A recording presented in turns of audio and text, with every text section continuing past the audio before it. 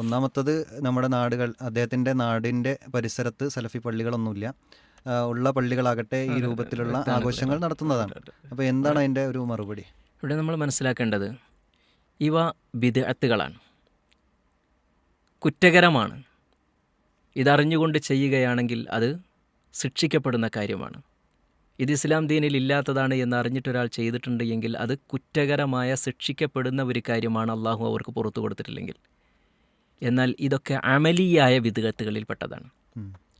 അമലിയായ ബിദ്അത്തുകൾ രണ്ടെണ്ണമാണ്: ഇഅ്തിഖാദിയായ ബിദ്അത്ത്, അമലിയായ ബിദ്അത്ത്. അത് തന്നെ ബിദ്അത്ത് മുകഫിറ, ബിദ്അത്ത് മുഫസ്സിഖ എന്നിങ്ങനെ രണ്ടെണ്ണമുണ്ട്. ഇതൊക്കെ ബിദ്അത്ത് മുഫസ്സിഖ എന്ന് പറയുന്ന ഒരാൾ കുറ്റക്കാരനായി പോകുന്ന, ഫാസിഖായി പോകുന്ന കുറ്റങ്ങളിൽപ്പെട്ട ബിദ്അത്തുകളാണ് ഇവയൊക്കെ. തെറ്റാണ്, ഹറാമാണ്. ഹറാമുകൾ ചെയ്യുന്ന ആളാണെങ്കിൽ ബിദ്അത്തുകളെല്ലാം ഹറാമാണ്. ഹറാമുകൾ ചെയ്യുന്ന ആളുകളാണെങ്കിൽ അവരാരാണ്? കുറ്റക്കാരാണ്. എന്നാൽ ചില ബിദ്അത്തുകൾ ഇസ്ലാം ദീനിൽ നിന്ന് തന്നെ പുറത്തു പോകുന്നതാണ്. ഇപ്പോൾ ഒരാൾ വിശ്വസിക്കുകയാണ് 5 വഖത്ത് നിസ്കാരം അതൊന്നും ചെയ്യേണ്ടതില്ല.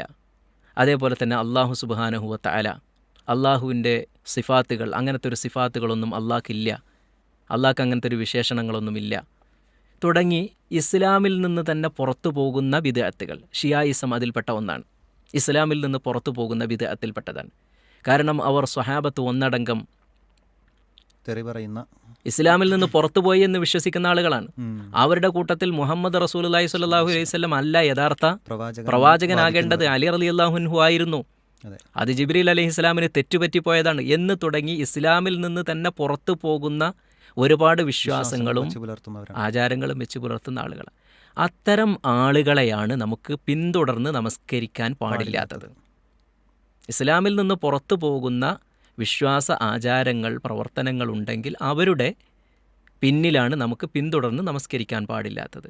എന്നാൽ ഇതുപോലുള്ള ബിദ്അത്തുകൾ ചെയ്യുന്ന ഒരു വ്യക്തി അബദ്ധമായിട്ടായിരിക്കാം, അറിവില്ലായ്മ കൊണ്ടായിരിക്കാം, ഇനി അറിഞ്ഞുകൊണ്ട് തന്നെ ആയിരിക്കാം, അവരുടെ പിന്നിൽ നമസ്കരിക്കുന്നത് കൊണ്ട് കുറ്റകരമല്ല. അവരുടെ പിന്നിൽ അതേ പള്ളി ഉള്ളൂ എങ്കിൽ ആ പള്ളിയിൽ തന്നെ നമസ്കരിക്കുകയും ചെയ്യേണ്ടതുണ്ട്. നമുക്ക് ഒരല്പം ഒരു 10 മിനിറ്റ് കൂടി അപ്പുറത്തേക്ക് നടന്നു പോയാൽ ഒരു മുവഹിദായ തൗഹീദുള്ള ഒരു മനുഷ്യൻ ഇമാമ് നിൽക്കുന്ന ഒരു പള്ളിയുണ്ടെങ്കിൽ അവിടേക്ക് പോകണം. തൊട്ടടുത്തത് ഇതാണ് എന്ന് പറഞ്ഞുകൊണ്ട് നമുക്ക് അവിടേക്ക് നിൽക്കാൻ പാടില്ല. ഒരു ജമാഅത്ത് നഷ്ടപ്പെടുന്ന ഒരു ഘട്ടം വരികയാണെങ്കിൽ അവിടെ ജമാഅത്ത് നമ്മൾ ഇത്തരം പള്ളികളിൽ പോയിട്ട് നമസ്കരിക്കുക തന്നെ ചെയ്യണം എന്നതാണ് നമ്മൾ മനസ്സിലാക്കേണ്ടത്.